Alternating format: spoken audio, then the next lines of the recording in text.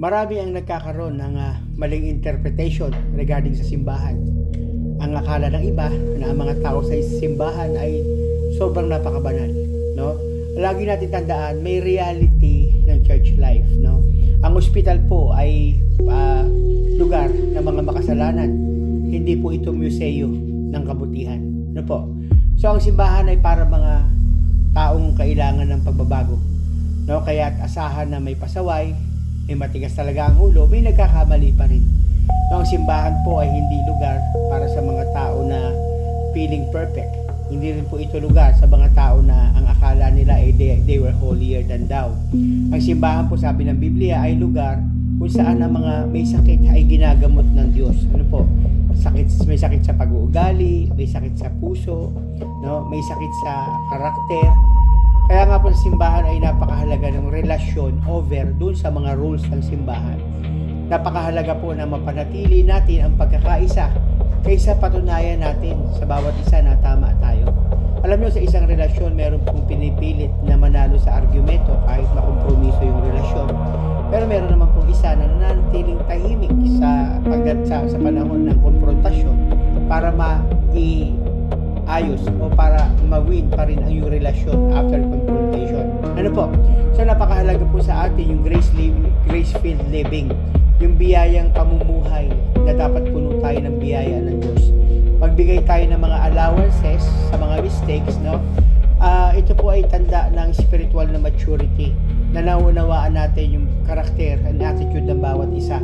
So paano po kaya natin mapapanatili ang kapayapaan sa loob ng simbahan? Siguro napakagandang advice po is direct approach. No, kung meron po tayong gustong kausapin o may narinig tayo, mas maganda po siguro diretsahin natin silang kausapin. No, iwasan yung marites, no, o chismis.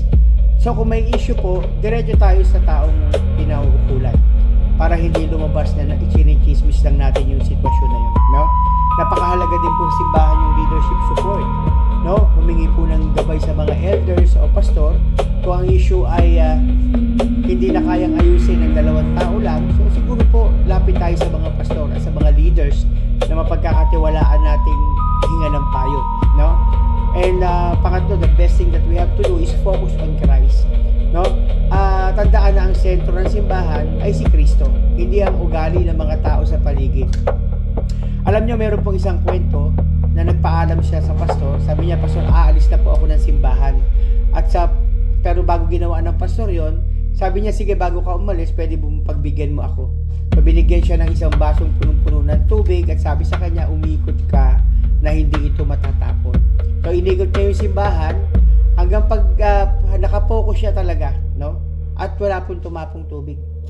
Dahil nakapokus siya sa tubig, baka tumapon. Pagbalik niya, ganyan din ang tao. Ganyan din ang Kristiyano. Kapag ang Kristiyano ay walang ginagawa, wala siyang maiisip gawin kundi kung ano-ano lang. Pero kapag meron siyang ministry, busy siya sa gawain ng Diyos, hindi niya maiisip yung iba sapagkat nakapokus siya sa mga task na pinagkaloob ng Diyos sa kanya.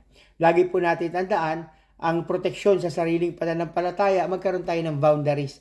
Ikaw po at ako ay may boundaries, no? Matutong magtakda ng hangganan. Kung ang nakapaligid sa atin ay pakiramdam natin nagiging toxic na parang sa'yo ay mental at spiritual health, maglagay ka po ng boundaries. Ikaw po mismo yung lumayo muna, hindi po umalis ng church, no? Lumayo para dumistansya kung inaakala mo toxic sila sa'yo, no? And hindi po masama yung lumayo kaysa naman magkasala kayo. Ano po? Hindi po in-assess na lumayo na aayawan mo sila, kundi kung hindi ka naman po nakakapulot ng maganda sa kanila, bakit ka naman po mananatiling kasama nila?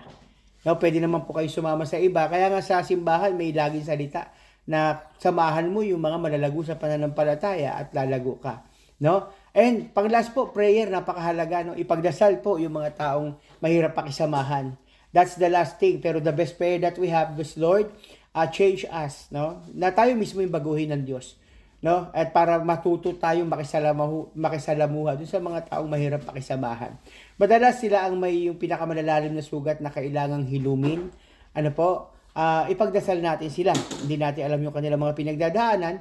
But then, kung may mga ganito pong sa simbahan, may mga pasaway sa church, baka may pinagdadaanan lang, no? Maintindihan po natin. Tandaan po natin, ang pag-alis din at paglipat ng church ay huling option lamang po yun, mga kapatid.